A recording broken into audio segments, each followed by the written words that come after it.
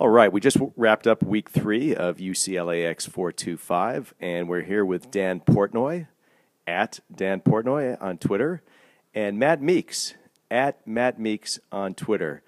You guys were guest speakers tonight. You did a wonderful job. I'm going to ask you the same question we've been asking everybody else, which is, who owns social media? Which department at a company or organization should handle social media outreach?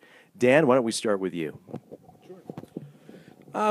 Good question. I think it really depends on who the makeup of the organization is. Who's your strongest person? Like, who's your social butterfly? If you threw everybody into a room at a social networking event, who would be the person who would talk to the most people and know where everybody was? That's the person you want running your social media. If they're on the organization side or if they're on the marketing side, doesn't matter. It's more, can they stay on message and can they really use their powers for good? Yeah, I think that there's not one particular person who necessarily owns social media. There's different groups within a company, each of which have a rightful place within the social sphere, from PR to creative to the advertising to whoever. I think that what's becoming more interesting is as these social media sites are trying to monetize, especially with Facebook's recent IPO and them, moving people more into their ad offerings, that media agencies and media planners have a big role to play in social, and that you need someone who not only thinks from a communication standpoint, but also understands advertising, because your messages that are going out in your social communications now are becoming advertisements.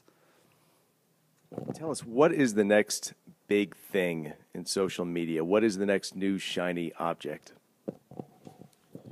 On the technology front, it could be a lot of different things. I definitely see Google growing. I mean, they're just going and going and going. Not sure what Google Plus is going to do, but I think in terms of communication front, I think the things being smaller is actually probably going to be more the case.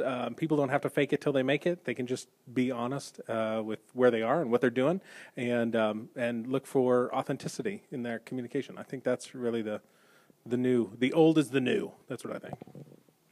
And I'll speak more towards a trend that I'm seeing, which I think people are starting to wake up, and you're seeing it now with more celebrities, but it's filtering down to the brand or to the individual. And starting to wake up and realize that they are now a media distribution channel or entity, so that these social platforms that they've built actually reach large audiences, and that they can do some really interesting stuff and think in terms of a programmer. So I'm going to program my own social channel, create cool content, do cool things. And I'm excited to see where that trend goes and how it disrupts the current setup and allows for some really neat stuff to happen.